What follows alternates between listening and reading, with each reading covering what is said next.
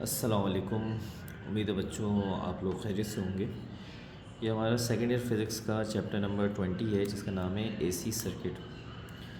तो सबसे पहले हम यहाँ पे डिफ़ाइन करते हैं व्हाट इज़ एसी, यानी ऑल्टरनेटिंग करंट। ये एक ऐसा करंट होता है जो कि अपनी डायरेक्शन को मुतअद्दिद मरतबा बदलता है, 50 से 70 मरतबा एक सेकंड के अंदर। ऐसे करंट को हम लोग ऑल्टरनेटिंग करंट यानी बदलने वाला करंट कहते हैं। जैसे इस डायग्राम में देखें, आपके सामने ग्राफ के अंदर दिखाया रहे हैं कि एक्स एक्सिस पे टाइम लिया है और वाई एक्सिस पे करंट आई लिया है, और ये इसके ग्राफिकल रिप्रेजेंटेशन है जिसके अंदर इसकी एक वेव बनाकर ग्राफ की शक्ल में दिखाई गई है।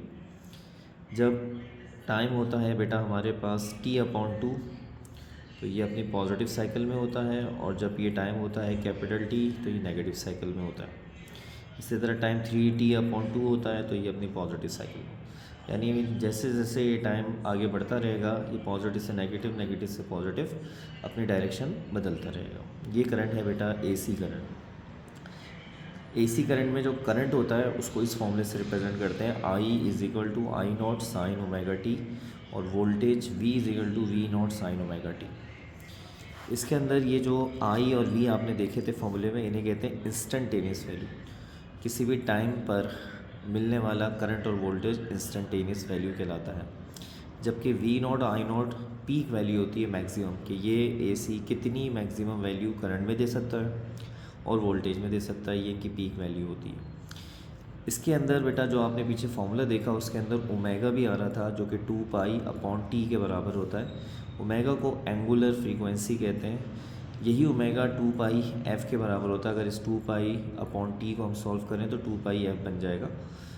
और ये वाला जो ओमेगा टी, इसको हम फेस एंगल कहते हैं। यानी मुख्तलिफ तरह के फार्मूले हैं कि ओमेगा 2π/T भी है, ओमेगा को एंगुलर फ्रीक्वेंसी कहते हैं, ओमेगा 2πf भी है, और ओमेगा टी जो इस फार्मूले में आपको यहाँ लिखा नज़र आ रहा है, ये रहा ओमेगा टी, ये रहा ओमेगा टी, तो इसको हम लोग फेस एंगल कहते हैं। जब एसी करंट अपनी डायरेक्शन बदलता है तो बेटा ये एंगल चेंज होता है इसके अंदर, जिसको हम इसका फेस कहते हैं, एंगल कहते हैं।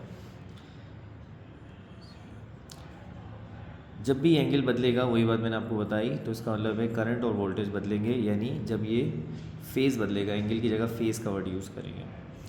ये हमारे पास एसी और डीसी के कुछ डिफरेंस है जो आपके ज़रा थोड़े काम आएंगे। एसी करंट इस तरह की वेव होती है, डीसी करंट ये देखें पैरेलल लाइन है, जिसका मतलब है नो चेंज इन डायरेक्शन, ये हर वक्त चेंज हो रहा है। एसी करंट जनरेटर से मिल जाएगा, जबकि जो डीसी करंट होता है ये आपको सेल, बैटरीज और सोलर पैनल से हासिल होता है। एसी करंट की प्रोडक्शन 99% जो होती है वो यूज़ होती है डेली लाइफ में, जबकि ये ईजी प्रोडक्शन है इसकी, और 99% ये हमारे डेली लाइफ में यूज़ हो जाता है। ये बहुत महंगे तरीके से तैयार होता है, बैटरीज़ वगैरह ये बहुत कॉस्टली हैं, और ये सिर्फ 1% इसका डेली हमारा यूजेज है। हमारा डीसी करंट का इतना कोई ख़ास यूज़ नहीं है। हमारे घर के तमाम अप्लायंस, पंखे, लाइटें वगैरह सब एसी ऑपरेटेड होते हैं। बेटा मैक्सिमम हीट ये मिनिमम हीट प्रोड्यूस करता है, और ये इस रिलेशन से आई इन्वर्सली 1/, ये फार्मूला आपने रिलेशन ट्रांसफार्मर में डिस्कस करा होगा। लेकिन जब अगर हम डीसी की बात करते हैं तो आई प्रोपोर्शनल भी ये मैक्सिमम हीट करता है ओम्स लॉ से। ये ख़तरनाक है, खुदा न खास्ता एसी के किसी को वायर में एसी करंट जा रहा है और वो हाथ लगा ले तो उसे बहुत ज़बरदस्त किस्म का शॉक लगेगा जो डेडली भी हो सकता है, जबकि डीसी जो करंट है उसके अंदर ऐसा नहीं होगा, लेस डेंजरस है। इसको आप चार्जिंग के लिए इस्तेमाल नहीं कर सकते और इसको आप चार्जिंग के लिए इस्तेमाल कर सकते हैं। एसी करंट जो होता है उसकी फ्रीक्वेंसी 50 to 75 हर्ट्ज़, मतलब ये एक सेकंड में 50 से 75 तक अपनी डायरेक्शन बदल सकता है, जबकि डीसी के अंदर डायरेक्शन सेम रहती है, इसलिए इसकी फ्रीक्वेंसी 0 रहती है।